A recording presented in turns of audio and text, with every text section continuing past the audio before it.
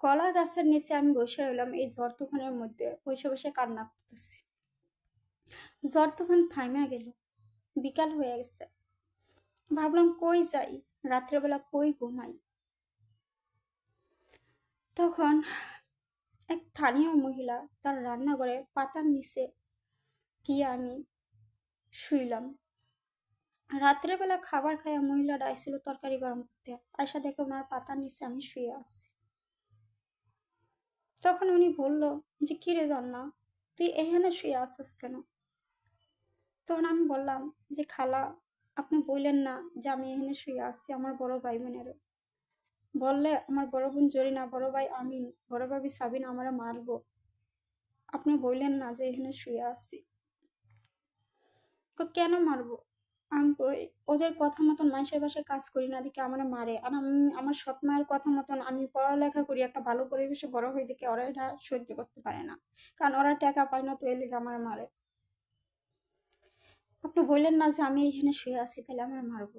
কিন্তু মনে মধ্যে ভয়, কখন জানি এই খালা আমার বড় বোনকে গিয়ে বইলা দেয় যে জরিনা, তোর ছোট বোন জন্য আমাদের এখানে রান্না করে ঘুমাইতেছে।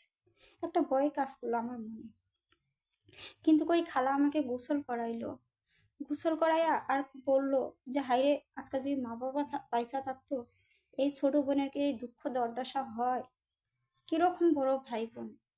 এই কথা বললে আমাকে গোসল করাইলো, করাই ওর মেয়ের কিছু কাপড় আমারে পরাইলো, পরাইয়া কিছু খাবার খাইতে দিল।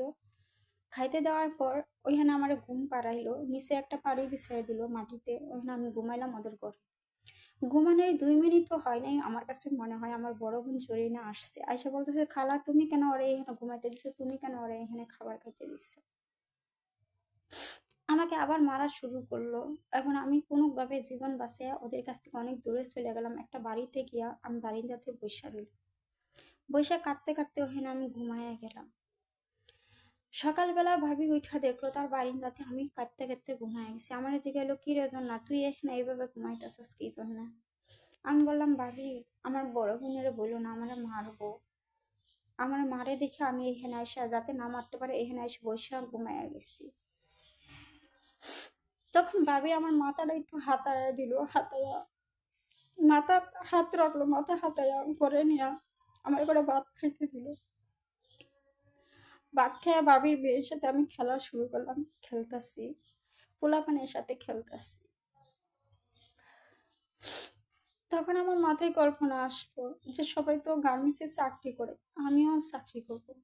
চাকরি করে আমি ভালো মন্দ খাবো, ভালো মন্দ পোশাক পরবো, আমার ছোট 2 ভাইকে আমি লেখাপড়া শিখে মানুষ করব। কারণ আমার ছোট 2 ভাইকে মারে হুজুরে খাবারের টাকা দিতে পারে না দেখে। গার্মেন্টসের সামনে গিয়ে দাঁড়াইলাম। এখন কেউ হাসলো, কেউ দুঃখ প্রকাশ করলো যে মেয়েটারে ওর বড় ভাই বোন অনেক অত্যাচার করে মারে, কোন বাস কাপড় দেয় না, খাইতে দেয় না। মেয়েরা যেখানে একটু টাই পা ওইখানে বসে থাকে, যেখানে একটু খাবার পা ওইখানেই থাকে, যেখানে একটু জায়গা পা ওইখানে একটু ঘুমা। আমি গার্মেন্টসের সামনে দাঁড়াইয়া বললাম আমি চাকরি করবো, আমার একটা চাকরি দেন। অনেকেই বললো তুমি লেখাপড়া শিখা বড় হয়ে আসো, আর অনেকেই হাসলো।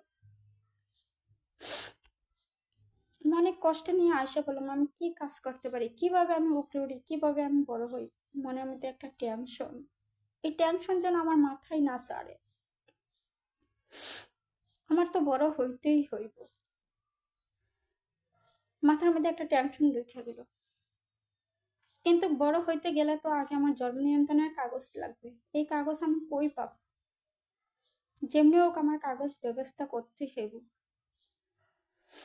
গাড়ি ভাড়া ছাড়াই গাড়িওয়ালার কাছে কান্না করে বললাম আমাকে অমুক জায়গায় নামায় দিবেন, আমাদের দেশের ঠিকানা বললাম। গাড়িওয়ালা জিজ্ঞাসা করলো তোমার বাবা মা কোথায়? আমি বললাম মারা গেছে। গাড়িওয়ালা আমাকে ঠিক সেই জায়গাতে নিয়ে নামায় দিল টাকা ছাড়া।